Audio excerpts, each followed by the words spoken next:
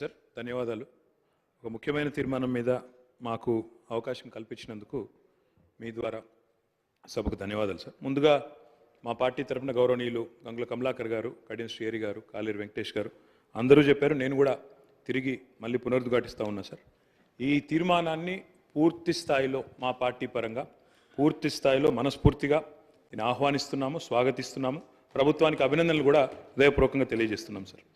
అధ్యక్ష, కాకపోతే ఒక విషయం చెప్పాలి అధ్యక్ష, ఎందుకంటే ఈ తీర్మానం స్వాగతించదగ్గది అనే మాట అందులో భేదాభిప్రాయం లేదు, భిన్నాభిప్రాయం లేదు. మా నాయకులు, ప్రతిపక్ష నాయకులు, గౌరవ పెద్దలు, తెలంగాణ తొలి ముఖ్యమంత్రి కేసీఆర్ గారు ఈరోజు కాదు అధ్యక్ష, 2004 డిసెంబర్ 17 నాడు ఆనాడు UPA 1 గవర్నమెంట్లో కేంద్ర మంత్రిగా ఆనాడు వారు ఇక్కడ మన రాష్ట్రంలో ఆనాడు ఉమ్మడి ఆంధ్రప్రదేశ్ రాష్ట్రంలో ఉండే బలహీన వర్గాల సంక్షేమం కోసం పోరాడే ఆర్ కృష్ణయ్య గారు, వకులాభరణం కృష్ణమోహన్ రావు గారు ఇట్లాంటి పెద్దలందరినీ కూడా తీసుకొని ఆనాటి అప్పటి ప్రధానమంత్రి గౌరవనీయులు మన్మోహన్ సింగ్ గారి అపాయింట్మెంటు వారు కోరినారు సార్. ఎందుకంటే బలహీన వర్గాల సమస్యల మీద మాట్లాడాలి, సమయం ఇవ్వండి అని కోరితే ప్రధానమంత్రి గారు ఒక 5 నిమిషాలు సరిపోతుందా అని అడిగినారు.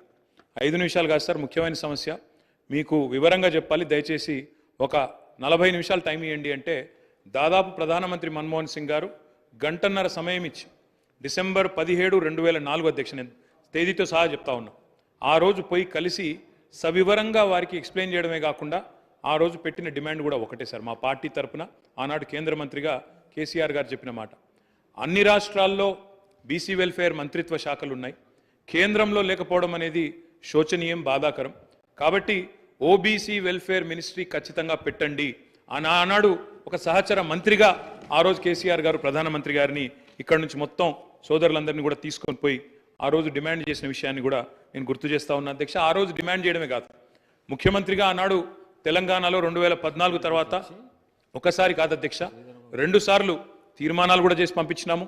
ఆనాడు మళ్ళీ ప్రధానమంత్రి నరేంద్ర మోడీ గారికి కూడా విజ్ఞప్తి చేసినాం, ఓబీసీ వెల్ఫేర్ మినిస్ట్రీ పెట్టండి, పెట్టినట్టయితేనే మీరు బడ్జెట్లో కనీసం 5% పెట్టినా 2 లక్షల కోట్లు వస్తుంది భారతదేశంలోని బలహీన వర్గాలకు అని చెప్పి డిమాండ్ చేసిన పార్టీ బీఆర్ఎస్ పార్టీ అనే మాట కూడా నేను మళ్ళొకసారి గుర్తు చేస్తా ఉన్నా అధ్యక్ష.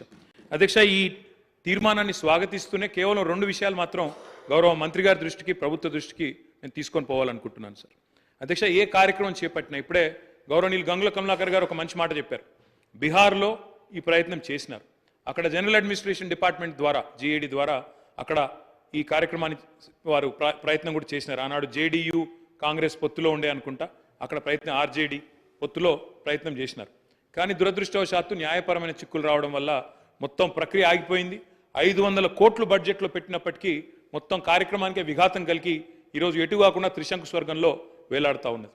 కాబట్టి నా విజ్ఞప్తి, మా అందరి విజ్ఞప్తి, మా పార్టీ తరఫున కూడా ప్రభుత్వానికి నేను చేసే విజ్ఞప్తి అధ్యక్ష, ఈ కార్యక్రమం ఫలవంతం కావాలి అంటే మీరు తదుపరి మీరు చెప్పిన బీసీ డిక్లరేషన్లోని ఆ అంశాలన్నీ కూడా అమలు కావాలని మనస్ఫూర్తిగా ఆశిస్తూ, ఆకాంక్షిస్తూ ఇది ఫలవంతం కావాలి అంటే ఒక పని చేయాలి అధ్యక్ష. దయచేసి శాసనసభను పొడిగించండి, ఇంకా 2 రోజులు పొడిగించండి, బిల్లు ప్రవేశపెట్టండి. చట్టబద్ధత ఉంటేనే ఈ కార్యక్రమం ఫలవంతం అవుతుంది తప్ప లేకపోతే విఫలం అవుతుంది సార్. ఇంకొక మాట కూడా సార్, ఇప్పుడు జస్టిస్ రాజేందర్ కుమార్ సచార్ గురించి కూడా గౌరవ ముఖ్యమంత్రి గారు చెప్పినారు అధ్యక్ష. జస్టిస్ రాజేందర్ కుమార్ సచార్ కమిటీ ఏర్పాటులో కూడా మా పాత్ర ఉంది, మా నాయకుడు కేసీఆర్ గారి పాత్ర ఉంది. ఆ రోజు UPAలో కేంద్ర కేబినెట్లో వారు ఉన్నప్పుడే ప్రతిపాదన కూడా తీసుకొచ్చాం. ఇప్పుడు ఎందుకు చెప్తా ఉన్నా ఈ మాట అంటే జ్యుడిషియల్ శాంక్టిటీ కానీ అధ్యక్ష, ఒక్క నిమిషం మీరు చెప్పాలి, చెప్పింది దాని మొత్తం అధ్యక్ష చెప్పండి సార్, చాలా అధ్యక్ష, ఇలాంటి తీర్మానానికి ఒకవేళ నిజంగా ఆశించిన ప్రయోజనం నెరవేరాలంటే, ఎందుకంటే నేను నిజంగా పాయల్ శంకర్ గారు మాట్లాడింది విన్నాను, కాలేరు వెంకటేష్ గారు మాట్లాడింది విన్నాను, శ్రీహరి గారు మాట్లాడింది విన్నాను, శంకరన్న మాట్లాడింది విన్నాను. అందరి గొంతుల్లో ఒక ఆవేదన ఉంది అధ్యక్ష. మా మంత్రి గారికి కూడా చాలా ఆవేదనలో, డెఫినెట్గా వారికి కూడా ఆవేదన ఉంది. ఈ సెక్షన్కి లాభం జరగాలి, ముఖ్యంగా బలహీన వర్గాలకు లాభం జరగాలి, బీసీలకు లాభం జరగాలనే ఆకాంక్ష స్పష్టంగా పార్టీలకు అతీతంగా అందరిలో ఉంది. ఉన్నప్పుడు అది ఫలవంతం కావాలంటే జ్యుడిషియల్ శాంక్టిటీ ఉండాలి, లేదా ఎందుకంటే వారే అన్నారు జస్టిస్ రాజేందర్ కుమార్ సచార్, మీరు హైకోర్టు చీఫ్ జస్టిస్ని అడిగితే మీకు ఒక సిట్టింగ్ న్యాయవాదిని ఇస్తారు, జ్యుడిషియల్ కమిషన్ వేయండి, లేదా బ్రహ్మాండంగా స్టాచ్యూటరీ శాంక్షన్ కావాలి అంటే రేపు ఎల్లుండి శాసనసభను పొడిగించండి, తమరి నిర్ణయం, వెంటనే బిల్లు తీసుకొని రండి, మేము సంపూర్ణంగా మా పార్టీ నుంచి మద్దతు తెలియజేస్తామని చెప్పి కూడా తెలియజేస్తూ మీకు ధన్యవాదాలు అధ్యక్ష అవకాశం ఇచ్చారు. మినిస్టర్ గారు.